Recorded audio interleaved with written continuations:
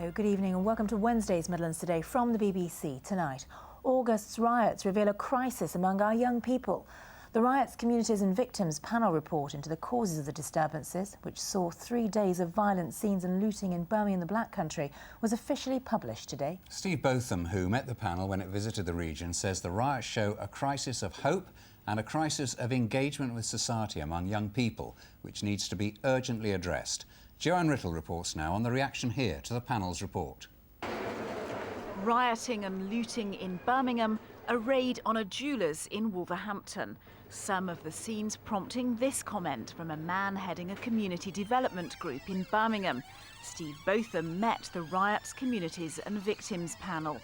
I think we would say within Birmingham we've got a crisis with our young people, and it's a crisis in terms of hope. It's a crisis in terms of their engagement with society, and there are some big questions for society to answer, I think, that the report highlights. This was the chaos in Wolverhampton. Hairdresser Louise Johnson won bravery awards after becoming a human shield to protect her business. I just stand there and swearing, you're not touching my shop.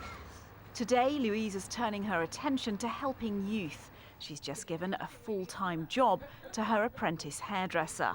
More employers should give the young people opportunities, because that's the way the problem is. You speak to the young people, they said, we can't get a job, nobody wants to give us a job. So when Annalena turned up for me, and she was so polite and willing to work, I told her, yes, I'll take her on.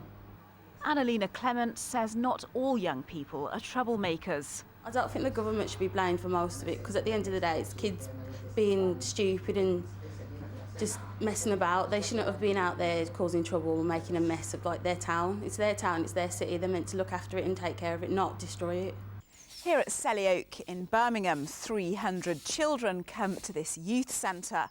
It's open 5 nights a week, despite the fact that it suffered a cut in its public funding last year. The teenagers here were as shocked as most by the riots. The provision for youth is diminishing, and young people are now losing the way of actually what do they want, because there's not much out there.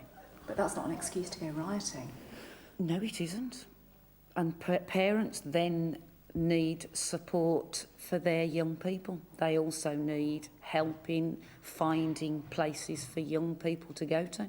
Well, you need more things for kids to do, more places for them to go, because otherwise they will be doing stuff they shouldn't be doing. There needs to be more youth clubs. If there was, then obviously when there's riots and stuff, they could be here, or on holiday or something. Visiting a supermarket in Redditch today, the Labour leader condemned violence, but said young people needed a stake in society. Nobody excuses the criminality we saw last August. Nobody in those communities, nobody outside those communities, and we must never excuse. But we do have to understand how our young people can be given a stake in our society. And that's what the Riots panel is talking about. We've got to show young people that there is a better way forward, that criminality is unacceptable, that irresponsibility is unacceptable, there is a responsible way forward for them where they can make more of their lives. Young people like Annalena Clements are already making the most of their lives under the watchful eye of a woman brave enough to protect her business. Joanne Riddle, BBC Midlands Today.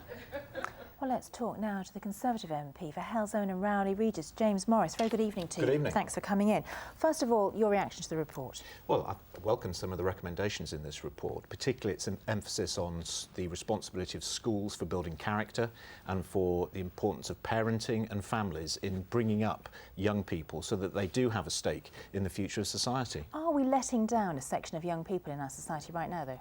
Well, I think there's certain problems in certain areas, so that's why the government has set up this Troubled Families Unit, where we're specifically targeting families which need wraparound support from different agencies. That's how we're going to approach solving this problem. But what we do need to do is also be investing in skills. That's why we're increasing the number of apprenticeships for young people, so that they do have a stake in the future of society and have the skills and the aptitudes to make a positive contribution. We'll come back to that in just a moment. I want to to go back to the youth schemes that you're talking about. We saw the Stonehouse gang there in that report. They're having their funding cut. So how do you sort of evaluate that with trying to do more to help take young people off the streets, give them something to do? Well, before I got elected, I was actually a volunteer youth worker myself, so I know the issues of young people, and it's sometimes not necessarily the statutory services which are provided are the best. There are a lot of very good voluntary youth support. But surely the more the merrier. Yeah, but the youth support from the voluntary sector is excellent, and we need to support that. It's not necessarily the statutory sector that provides the best youth support, and I've had direct experience of that. Yeah, as I say though, but surely the more different things that are out there for young people, the better. Well, there is, as I say, in the provision from the voluntary sector is very good, but what we need to be doing is giving young people mentoring and opportunities to take the jobs and the prospects that are there in the future. Yeah, coming to that, jobs. 1 in 5 18 to 24-year-olds are out of work in this region. 70,000 people in all. How on earth do you tackle a problem like that? Well, that's why we are we're putting £1 billion into the youth contract.